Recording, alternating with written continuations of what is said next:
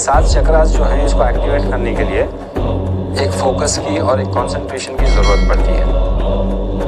114 चक्रास हैं जिसमें से 7 चक्रास मेन हैं। अगर उसके ऊपर मेहनत कर ली जाए, ये सीना बा सीना चलता हुआ आया है, वो किसी किताब में लिख कर नहीं रखे से। इन चीज़ों को करने से क्या होता है, इंसान के अंदर कुछ सुपर नेचुरल पावर्स नहीं बनाते थे, मुरीद नहीं बनाते थे, स्टूडेंट नहीं बनाते थे। योगा असल में ये हज़ारों साल पुराना कॉन्सेप्ट, दुनिया में हज़ारों साल से इंसान में हक़ की तलाश रही है। बिस्मिल्लाहिर्रहमानिर्रहीम। अस्सलाम वालेकुम वरहमतुल्लाहि वबरकातुहू। नाज़रीन, मैं हकीम नासिर अली आप सबका खुशामदीद कहता हूँ अपने इस चैनल पर, Hakeem Nasir Ali care beyond boundaries में। आज हम यहाँ पर योगा और तसव्वुफ़ के मुतालिक़ बात करेंगे। योगा और तसव्वुफ़ क्या है? बात को शुरू करने से पहले मैं कुछ बताना चाहता हूँ। लेकिन यहाँ पर जो भी दिखाया जा रहा है, जो भी बताया जा रहा है, इसको आप अकेले में प्रैक्टिस ना करें। किसी कामिल शेख की निगरानी में इन चीज़ों को किया जाता है, अकेले में नहीं किया जाता। मैं बस इन तरीक़ों को दुनिया के सामने लाना चाहता हूँ कि ये तरीक़े हैं क्या। यही मकसद है असल में। दुनिया में हज़ारों साल से इंसान में हक़ की तलाश रही है। हज़ारों साल से, हर पीरियड में, हर वक्त में कुछ इंसान ऐसे रहे हैं जिनको हक़ की तलाश है। वो हक़ की तलाश में रहते थे हर वक्त। तो जो साधु और संत हक़ की तलाश में निकलते थे इस रास्ते में, इस तरीक़े को योगा कहा जाता है। और जो सूफिया इकराम हक़ की तलाश में जो निकलते हैं, जो मेहनतें करते हैं, जो अस्कार, जो प्रैक्टिसेस करते हैं, इसको तसव्वुफ़ कहा जाता है। तो हम पहले योगा के बारे में बात करेंगे। योगा असल में ये हज़ारों साल पुराना कॉन्सेप्ट है। यहाँ पर बहुत सारे साधुओं ने, संतों ने, ऋषियों ने, मुनि ने बहुत मेहनतें की हक़ की तलाश में, उस रास्ते पर चलने के लिए, सत्य मार्ग पर चलने के लिए, सत्य की तलाश में बहुत सारी मेहनतें की और बहुत कुछ हासिल भी किया। हासिल करने के बाद में उन्होंने बहुत से लोगों को राह रस पर चलाया भी, उस रास्ते पर चलाया भी।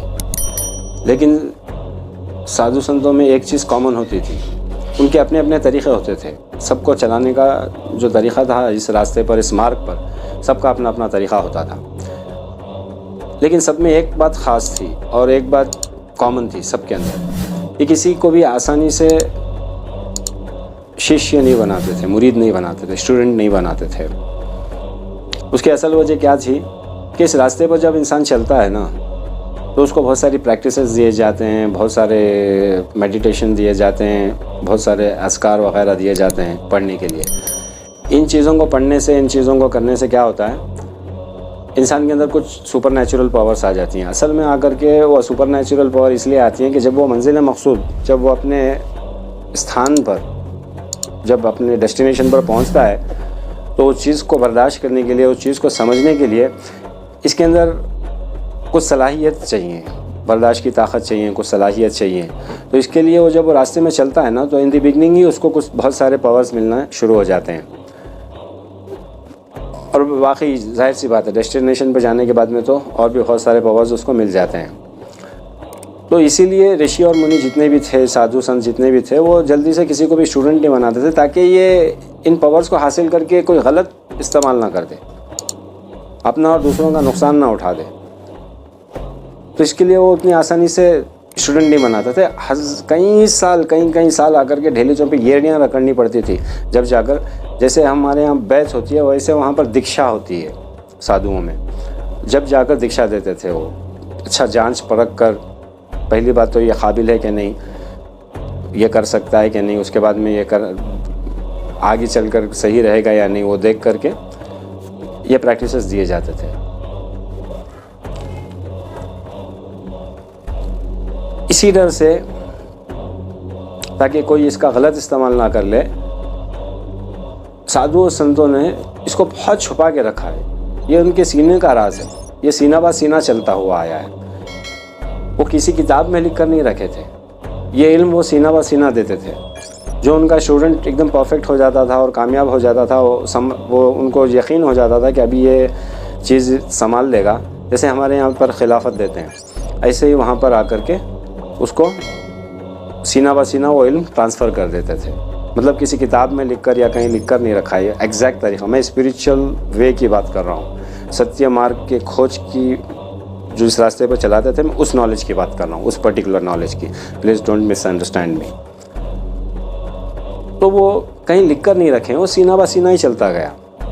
सब अपने अपने मशाइख के अपने अपने तरीक़े थे, अपने अपने मशाइख के अपने अपने तरीक़े थे, वो अपने अपने तरीक़े से प्रैक्टिस करवाते थे। बहुत सारे आसन वग़ैरह जो हैं टाटक, वो उन्हीं ऋषियों और उन्हीं साधुओं के नाम पर रखे गए हैं। मैं आगे बताऊंगा आपको।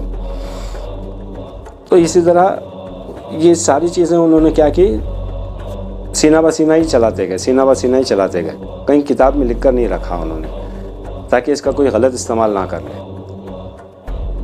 अब आने वाली जो नस्ल थी, जब उसने आकर के देखा, जब रिसर्च किया, बस इतना ही बता दिया कि जो किताबों में लिखा है उसके हिसाब से बस इतना ही उन किताबों से पता चलता है कि जिस्म के अंदर 114 पॉइंट्स हैं, 114 चक्रास कहते हैं इसको ये लोग। 114 चक्रास हैं, जिसमें से 7 चक्रास मेन हैं। अगर उसके ऊपर मेहनत कर ली जाए तो हम कामयाबी हासिल कर ले सकते हैं, अपने डेस्टिनेशन तक हम पहुंच सकते हैं। बस इतना ही बताया उन्होंने, ज़्यादा बाहर बात, असल बात बाहर नहीं बताई। 7 के ऊपर के जो सबक हैं वो ज़्यादातर खुलकर इसमें नहीं आया है। तो बस 7 चक्रा हैं जिस्म के अंदर, जिसके ऊपर आकर के उसको एक्टिवेट करने से ये सारे मार्ग पर चला जा सकता है और मार्ग डेस्टिनेशन पर पहुंचा जा सकता है, और इससे बहुत सारी ताकतें ये वो सब हासिल होती हैं। ये 7 चक्रास हैं जिसको एक्टिवेट करने से होता है। अब ये 7 चक्रास जो हैं, इसको एक्टिवेट करने के लिए एक फोकस की और एक कंसंट्रेशन की ज़रूरत पड़ती है, एकाग्रता की ज़रूरत पड़ती है। उसी स्टेज में ही हम कुछ मंत्र पढ़ के इन चक्रास को जगा सकते हैं, एक्टिवेट कर सकते हैं। लताइफ को जारी करना कहते हैं हमारे यहाँ पर उसको, तो उसको कर सकते हैं। तो इसीलिए क्या कि हर एक साधु का अपना अपना ढंग रहा है कि कई साधु तो ऐसे हैं, साधु और संत ऐसे हैं जिन्होंने सिर्फ एक ही त्राटक दे करके उनको डेस्टिनेशन तक पहुंचा दिया। कई साधु और गुरु ऐसे हैं जिन्होंने सिर्फ एक ही आसन दे करके उनको कामयाबी तक पहुंचा दिया। सबका अपना अपना तरीक़ा रहा है। उसका मतलब ये नहीं है कि सब भी उसी रास्ते में जाएं। देखिए, मैं मिसाल के तौर पर आपको 1-2 वाक़िया बताता हूँ। सबसे पहले तो वाक़िया बताता हूँ हज़रत सैयदना साबिर पिया कलेरी रहमतुल्लाह अलैह के, जिनके शेख थे हज़रत सैयदना, शेख भी थे, ससुर भी थे और मामू भी थे, हज़रत सैयदना बाबा फरीद गंज शकर क़द्दसल्लाहु अज़ीज़। हज़रत सैयदना साबिर पिया कलेरी रहमतुल्लाह अलैह की वालिदा ने क्या किया, अपने बच्चे की तरबियत के लिए, उनकी इस्लाह के लिए अपने भाई के पास लाकर उनको छोड़ दिया। हज़रत सैयदना फरीद गंज शकर रहमतुल्लाह अलैह के पास लाकर छोड़ दिया बहन ने कि आप इसकी परवरिश करें और इसकी इस्लाह करें, तरबियत करें। तो हज़रत ने भी कह दिया कि जाओ भाई, लंगर में जाकर खाना खिलाते रहो। और हज़रत बाद अपने काम में लग गए। अब 10 या 12 साल के बाद में वालिदा आई वापस अपने बच्चे से मिलने के लिए, तो बच्चे को देख कर के हैरान हो गई। हज़रत सैयदना बाबा साबिर पिया कलेरी रहमतुल्लाह अलैह को देख कर के बहुत परेशान हो गई।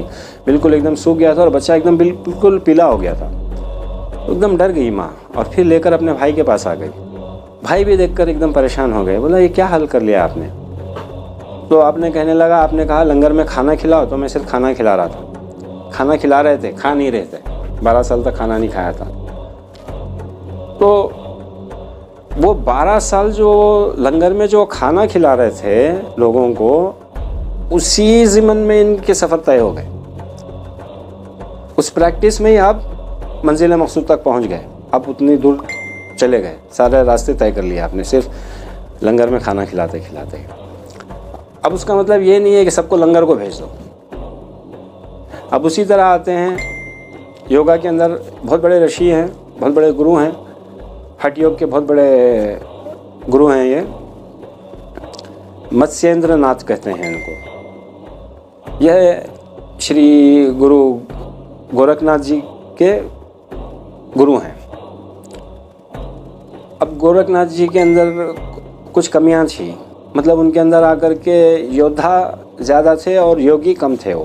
तो इसको सीधा करने के लिए मत्स्येंद्र नाथ जी ने क्या कहा कि आप हिमालय चले जाएं 14 साल के लिए। गुरु मत्स्येंद्र नाथ जी ने गोरखनाथ जी को 14 साल के लिए हिमालय पे भेज दिया। 14 साल के बाद में वापस आए गुरु गोरखनाथ जी।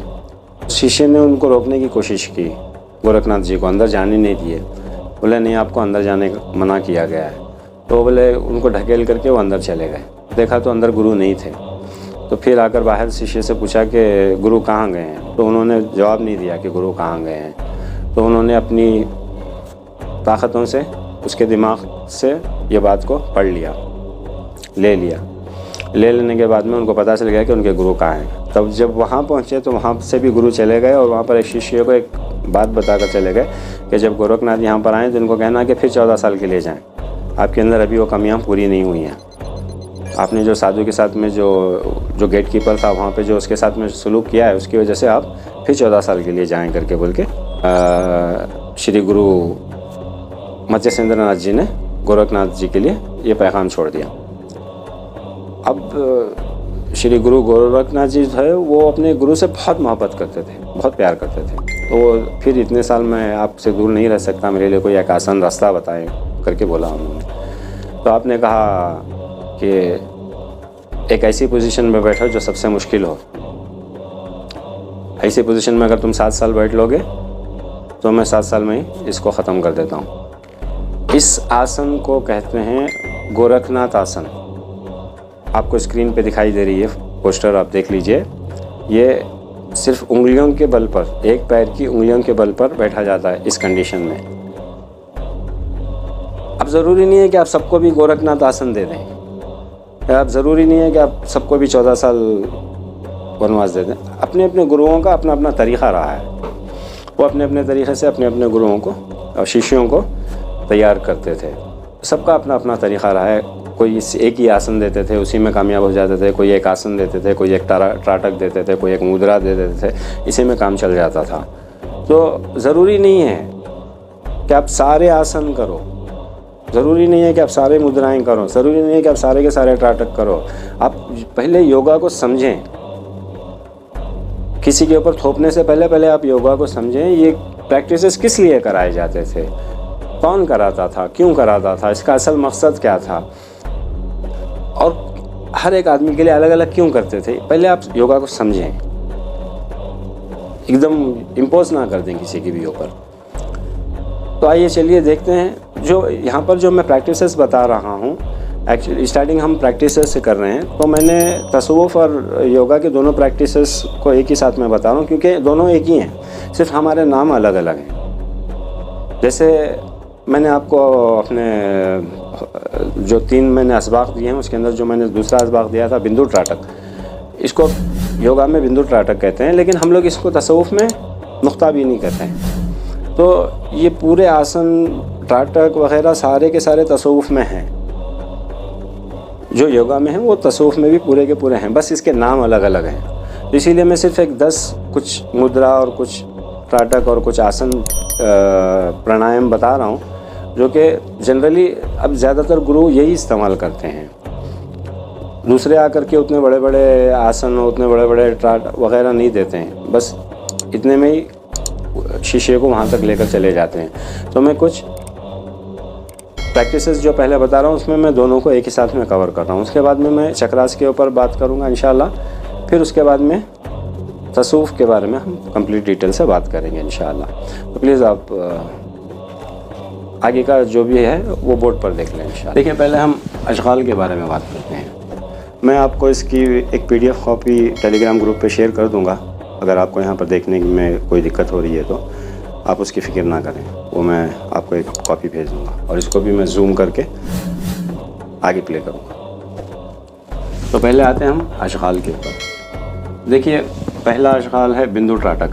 कोई भी चीज़ जो भी है योगा में, ये त्राटक जिसे बोलते हैं, देखना, एक टुक देखना, अपनी आँख का इस्तेमाल करना। मैंने पूरे अशगाल नहीं दिए, बहुत लंबी फहरिस्त है जो हमारे सिलसिलों में भी इस्तेमाल, सेम जो लोग इस्तेमाल करते हैं वो सारे के सारे हमारे सिलसिलों में भी इस्तेमाल होते हैं। हमारे मशाइख भी उसको करवाते हैं। मैं यहाँ पर कुछ दिया हूँ जो मेन है बेसिकली, जिसको ज़्यादातर इस्तेमाल किया जाता है, मैं बस वही बता रहा हूँ। एक है बिंदु ट्राटक, जिसे हम नुक्ता बीनी कहते हैं सबसे पहले नंबर पर। बिंदु ट्राटक यानी आप जान चुके होंगे, मैंने अपनी पिछली वीडियो में बताया है कि बिंदु ट्राटक एक्चुअली है क्या। दूसरा है ज्योति ट्राटक। ज्योति ट्राटक बोलते हैं क्षमा बीनी को। कैंडल को अपने सामने रखना है और कैंडल गेजिंग बोलते हैं इसको इंग्लिश में, हम लोग इसको क्षमा बीनी कहते हैं दूसरे नंबर पर। दर्पण ट्राटक, शीशा बीनी, आईने को सामने रखते हैं और आईने में अपने चेहरे को देखते हैं। ये भी एक शगल है, मशगला है। आईने में अपने चेहरे को देखते हैं कंसंट्रेशन गेन करने के लिए, और भी उसमें बहुत सारी ताकतें भी हासिल होती हैं, लेकिन हम उसमें नहीं जा रहे हैं। यहाँ पर ये प्रैक्टिसेस किस लिए कराए जाते हैं, मैं मेन मकसद की तरफ आ रहा हूँ। दूसरा है सूर्य ट्राटक। सूरज को देखते हैं, 12 बजे के सूरज को नहीं, सुबह सुबह जो निकलता है, जो ठंडा होता है सूरज, जिसको देख सकते हैं हम अपनी नॉर्मल आंखों से, वो जो 5-6 मिनट या 7 मिनट के करीब रहता है वहाँ पर, उसको देखते हैं। ये सूर्य ट्राटक है। दूसरा है 5वां है चंद्र ट्राटक, खमर बीनी कहते हैं हम इसको। मून गेजिंग, चांद को देखना। चांद को भी इसी तरह एक टुक बगैर पलक छप के चांद को देखते हैं, इसको कहते हैं चंद्र ट्राटक, खमर बीनी। उसके बाद में आता है संभवी मुद्रा। ये संभवी मुद्रा हमारे चिश्तिया के अंदर आता है, चिश्तिया के अशगाल में से एक अशगाल है। संभवी मुद्रा कहते हैं अपनी दोनों आँखों को यहाँ लेकर आना, मतलब इस पॉइंट पर लेकर आना, जैसे ऐसे यहाँ पर बराबर देखना। तो इसको खुली आँख को खुला रख के भी ये प्रैक्टिस ऐसी की जाती है, और इसको ऐसा बना करके इसको आँख को बंद भी कर लिया जाता है। आप अंदर से कंसंट्रेट करते हैं कि आपकी आंखें ऐसी हैं, तो इसको कहते हैं संभवी मुद्रा। उसके बाद आता है नसीग्राह मुद्रा, जिसे हम नसीरा कहते हैं। ये भी चिश्तिया का एक शगल है। संभवी मुद्रा जो मैंने पहले बताया, जिसमें आंखों को ऐसा सेंटर में लेकर आकर यहाँ पर इस पॉइंट पर कंसंट्रेट करते हैं। अगर आदमी इसके ऊपर मेहनत कर ले तो इसके ऊपर आसमान के कोई राज नहीं रहते, सारे आसमान के राज खुल जाते हैं। ये प्रैक्टिस इतनी ख़तरनाक है, तो इसीलिए मैंने बताया कि यहाँ पर मैं जो भी बता रहा हूँ एक कामिल शेख की निगरानी में आप इसको करें, अकेले में इसको ना करें। तो संभवी मुद्रा। उसके बाद में आता है नसीग्राह मुद्रा, हम उसको नासिरा कहते हैं। चिश्तिया सिलसिले में ये शगल है, चिश्तिया सिलसिले में इसको दिया जाता है। इसमें क्या करते हैं, जो हमारी नाक की जो नोक है ना, इसको ऐसे देखते हैं। इसमें भी 2 तरीक़े हैं, एक आकर ऐसे देखकर आंख बंद कर लेते हैं, और दूसरा आंख खुली रख कर भी इस पॉइंट पर कॉन्सेंट्रेट करते हैं। इसकी गेसिंग में कामयाबी हासिल हो गई, ये कैसे पता चलता है बोले तो हमको अपनी आंखों से अपना चेहरा दिखता है। Is that possible? पूरा चेहरा दिखता है। अब जैसे आपको नाक की पॉइंट ही मुश्किल से दिख रही है, लेकिन एक वक्त ऐसा आता है, मतलब जिसमें जब आप कामयाबी हासिल कर लेते हैं तो आपको अपनी आंखों से अपना चेहरा दिखता है। इस प्रैक्टिस में कामयाबी हासिल करने का मतलब है कि ज़मीन का कोई राज नहीं रहता, सारे राज खुल जाते हैं। इस प्रैक्टिस में उतना पावर है। उसके बाद में आते हैं हम भ्रामरी प्राणायाम। भ्रामरी प्राणायाम कहते हैं, ये अपनी 5 उंगलियां हैं, इसको 2 उंगलियों को कान में रखा, 2 उंगलियों को पेशानी पर रखा, 2 उंगलियों को अपनी आँख के ऊपर रखा, 2 उंगलियों से अपनी नाक को बंद किया, 2 उंगलियों से अपने लब को बंद किया। ऐसा करके एक भंवरे की तरह अंदर से आवाज़ निकालते हैं। चिश्तिया सिलसिले में इस एक शुगल में 2 शुगल करते हैं साथ ही साथ। जो नाक पे जब उंगली लगाते हैं ना, तो इसमें क्या करते हैं, अनुलोम विलोम कहा जाता है। प्राणायाम में एक प्राणायाम है जिसे अनुलोम विलोम कहा जाता है। इसको हम लोग फास्ट एंड फास्ट कहते हैं। फास्ट एंड फास्ट के बहुत सारे तरीक़े हैं। एक बात मैं अपने नुक्ता बीनी और हफ्से दम में बताने के लिए भूल गया। हम जितने भी अशगाल करते हैं, हम खाली नहीं रहते हैं, सारे अशगाल में हमारे ज़िक्र होता है। जैसे हम जब नुक्ता भी नहीं करते हैं तो हमारे ख़्याल में हम एक ही ख्याल रखते हैं कि मेरा दिल अल्लाह अल्लाह बोल रहा है और मैं सुन रहा हूँ। हमारे ख़्याल में सिर्फ अल्लाह अल्लाह अल्लाह अल्लाह रहता है। हर शुगल में हम अपने अपने मशाइख के अपने अपने तरीक़े हैं, वो अलग अलग तरीक़े से अलग अलग लोगों को प्रैक्टिस कराते हैं, अलग अलग ज़िक्र देते हैं और प्रैक्टिस कराते हैं। तो हम लोग अल्लाह अल्लाह कहेंगे नुक्ता बीनी के वक्त में, और हफ्से दम के वक्त जब सांस हम अंदर रोक लेंगे तब भी अल्लाह अल्लाह कहेंगे, जब सांस को बाहर निकालेंगे तभी अल्लाह अल्लाह कहेंगे। जब सांस को बाहर निकाल के रोकते हैं तभी हम अल्लाह अल्लाह कहेंगे, अंदर अल्लाह अल्लाह चलता रहेगा। तो फासन फास करते हैं। फासन फास में एक असल में अनुलोम विलोम प्राणायाम में क्या करते हैं, फासन फास का एक तरीक़ा है, उसमें क्या करते हैं, एक नाक से सांस लेते हैं, रोकते हैं, फिर दूसरी नाक से सांस को छोड़ देते हैं। साइंटिफिकली इसके बहुत फ़ायदे हैं। लेफ़्ट हेमिस्फीयर, राइट हेमिस्फीयर, दिमाग के जो दो हिस्से हैं, राइट हेमिस्फीयर और लेफ़्ट हेमिस्फीयर, जैसे कहा जाता है जो लेफ़्ट हैंडेड हैं वो दोनों हेमिस्फीयर को इस्तेमाल करते हैं, तो उसमें डेवलपमेंट्स मिलते हैं और बहुत सारे काम होते हैं, इसके अंदर भी बहुत सारे पावर्स भी हासिल होते हैं। लेकिन यहाँ पे इसलिए किया जाता है कि अपने कॉन्शियस लेवल को कंट्रोल में लाएं और अपने विल पावर को कंट्रोल में लाएं और उस लेवल पर जाएं कि आप मुराक़बा कर सकें। मुराक़बा करने के लिए ये प्रैक्टिस करते हैं। भ्रामरी प्राणायाम आप समझ गए होंगे। इसके बाद में आता है संजीवनी प्राणायाम, हफ्से दम। मैंने पिछली बार तीसरा सबक जो दिया था वो हफ्से दम का सबक दिया था। इसको योगा में संजीवनी प्राणायाम कहते हैं, जिसके अंदर आप एक कंफर्टेबल पोजीशन में बैठ के सांस को, पूरी सांस को अंदर लेते हैं, बिल्कुल आराम से सांस को रोकते हैं। जब हम रोकते हैं तो हम कहेंगे अंदर से, ज़बान से नहीं कहना, अपने ख्याल में वो ख्याल करेंगे कि अल्लाह अल्लाह अल्लाह अल्लाह अल्लाह, ये आवाज़ आ रही है। सांस को रोकना, फिर सांस को छोड़ना, फिर सांस को रोकना और फिर सांस को अंदर लेना, इसको कहते हैं संजीवनी प्राणायाम, जो हम हफ्से दम कहते हैं। उसके बाद अनुलोम विलोम प्राणायाम, जिसे हम फासन फास कहते हैं, जिसके बारे में मैंने पहले बताया, फिर एक बार बता देता हूँ। एक नाक से सांस लेते हैं, रोकते हैं, फिर दूसरी नाली से सांस को छोड़ते हैं, फिर रोकते हैं, फिर आकर के इस नाक से, ये प्रैक्टिस दोनों टाइप की जाती है। एक बार तो आपने यहाँ से सांस लिया, फिर यहाँ से सांस छोड़ा, फिर इसको बंद कर दिया, फिर आपने यहीं से सांस ली और फिर यहाँ से छोड़ा। एक तो ये प्रैक्टिस करते हैं, ऐसा 5 मिनट करते हैं या 5 बार करते हैं। फिर दूसरी नाक से सांस को लेना और छोड़ना 5 बार करते हैं, ऐसा भी करते हैं। और दूसरे कुछ मशाइख ऐसा भी करते हैं कि यहाँ से सांस ली, यहाँ से छोड़ा, फिर यहीं से सांस ली, फिर रोका और यहाँ से छोड़ा, फिर यहीं से सांस ली, फिर यहाँ, ऐसा भी करते हैं। एक टाइम उस जगह से, एक टाइम इस जगह, ऐसा भी करते हैं। और कई मशाइख 5 टाइम एक जगह से और 5 टाइम एक जगह से, ऐसा भी करते हैं। तो आप समझ गए अशगाल के बारे में कि अशगाल क्या हैं और ये क्यों कराया जाता है। और मैंने आपको बता दिया कि जितने भी योगा के अंदर जितने भी प्रैक्टिसेस बताए जाते हैं, ये सब हमारे अंदर हैं, हमारे बुज़ुर्ग करते हैं। उसका नाम अलग है, उसका तरीक़ा सेम है बिल्कुल, बस नाम अलग है।